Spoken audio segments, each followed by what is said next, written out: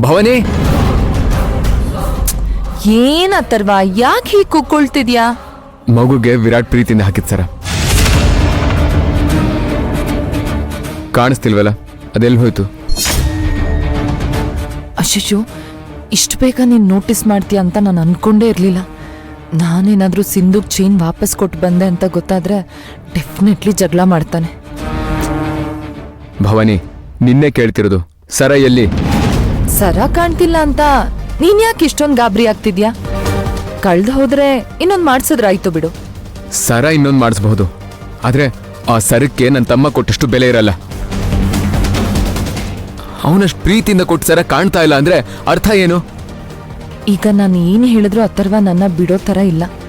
ಇವನ್ಗೆ ನನ್ನ ಮೇಲೆ ಅನುಮಾನ ಬರೋಕ್ಕಿಂತ ಮುಂಚೆನೆ ಇಲ್ಲಿಂದ ಹೋಗ್ಬೇಕು. ಭವಾನಿ, ನಿಜ ಹೇಳು, ಸರ ಏನಾಯ್ತು? ಮುಚ್ಚಿಡಕ್ಕಂತೂ ಆಗಲ್ಲ, ಏನಾದ್ರೂ ಒಂದು ಸುಳ್ಳು ಹೇಳಲೇಬೇಕು. ಯಾಕೆ ಸುಮ್ಮನೆ ನಿಂತುಬಿಟ್ಟೆ? ನಿನಗೆ ಅವನ ಮಗುಗೆ ಸರ ಹಾಕೋದು ಇಷ್ಟ ಇರಲಿಲ್ಲ ಅಲ್ವಾ? ನನಗಿಷ್ಟ ಇರಲಿಲ್ಲ ಅಂತ ನಿನಗೂ ಗೊತ್ತಿತ್ತು. ಆದರೂ ಅವನು ಆಮೇಲೆ ಮಗುಗೆ ಸರ ಹಾಕ್ತಾ ತಾನೆ. ಅದೇ ಕೇಳ್ತಿರೋದು, ಅವನು ಹಾಕಿದ ಸರ ಎಲ್ಲಿ? ಮಗು ಸರನ ಇಟ್ಕೊಂಡು ಬಾಯೊಳಗೆ ಹಾಕ್ಕೊಳ್ತಿತ್ತು, ಜೊತೆಗೆ ಕತ್ತಿಗೆ ಸರ ಚುಚ್ಚುತ್ತಾ ಇತ್ತು. ಅದಕ್ಕೆ ಏನು ಮಾಡಿದೆ?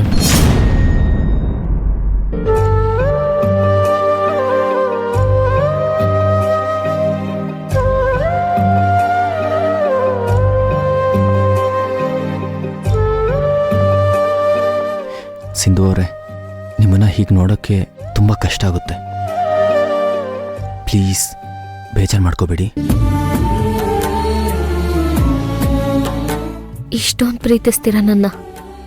ತುಂಬಾನೇ ಪ್ರೀತಿಸ್ತೀನಿ. ನನ್ನಿಂದ ಬೇಕಂತಾನೆ ತಪ್ಪಾಗಿದ್ರೆ? ಸಾಧ್ಯನೇ ಇಲ್ಲ. ಆಗಿದ್ರೆ? ಹಾಗಾಗಿದ್ರೆ ಆ ತಪ್ಪು ನಿಮ್ಮಿಂದ ಅಲ್ಲ, ಬೇರೆಯವರಿಂದ ಆಗಿರುತ್ತೆ. ನನ್ನ ಕ್ಷಮಿಸಿ ವಿರಾಟ್. ಇಶಾನಿಯಿಂದನೇ ಹೀಗಾಗಿದ್ರು ಅದರಿಂದ ನನ್ನ ಸ್ವಾರ್ಥನೂ ಇದೆ. ಇನ್ನಿದ್ರ ಬಗ್ಗೆ ಪ್ಲೀಸ್ ಯೋಚನೆ ಮಾಡಬೇಡಿ. ನಾನಿದನ್ನ ಬೇರೆ ಅಂತ ಅನ್ಕೊಂಡಿದ್ದೀನಿ. ಬೇರೆ ಥರ ಅಂದ್ರೆ? ನಾನು ಕೇಳಿದ ಸ್ವೀಟ್ನ ನೀವು ಚೆನ್ನಾಗಿ ಮಾಡ್ಕೊಡ್ಬೇಕು ಅನ್ನೋ ಆತುರದಲ್ಲಿ ಸಕ್ಕರೆಗೂ ಉಪ್ಪಿಗೂ ವ್ಯತ್ಯಾಸ ಗೊತ್ತಾಗದೆ ಉಪ್ಪು ಹಾಕಿದ್ದೀರಾ ಅಂತ. ಅದ್ ಸರಿ, ತಗೊಂಡು ಹೋಗಿದ್ ಸ್ವೀಟ್ ಎಲ್ಲ ತಿನ್ಲಿಲ್ಲ ತಾನೆ? ತಿಂದಿದ್ರೆ ಇವತ್ತು ನಮ್ಮ ಮನೆಯಲ್ಲಿ ಪೂರ್ತಿ ಟ್ಯಾಂಕ್ ಖಾಲಿಯಾಗಿರೋದು.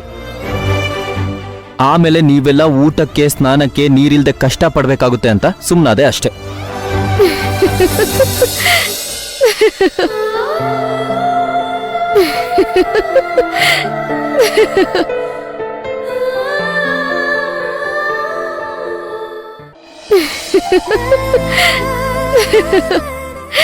ಸಿದ್ದು ಅವ್ರೆ, ನೀವು ಹೀಗೆ ನಗ್ತಿದ್ರೆ ಎಷ್ಟು ಚೆನ್ನಾಗಿ ಕಾಣಿಸ್ತೀರಾ ಗೊತ್ತಾ?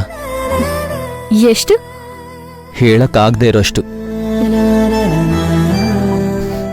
ನೋಡಿ, ಇಷ್ಟೊತ್ತು ಉಪ್ಪಂತ ಅನ್ಕೊಂಡಿರೋರ್ನ ನಗ್ಸಿದ್ದೀನಿ. ಇದಕ್ಕೇನೂ ಇಲ್ವಾ? ಏನ್ ಬೇಕಿತ್ತು? ಅದೇ ಸ್ವೀಟ್.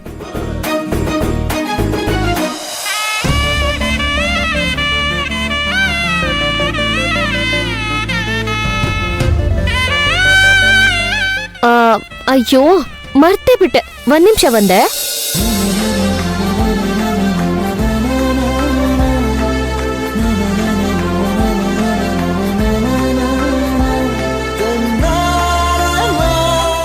ಅಯ್ಯೋ, ಮತ್ತೆ ಇದೇನಾ? ಅಯ್ಯೋ ವಿರಾಟ್, ಇದು ಅದಲ್ಲ.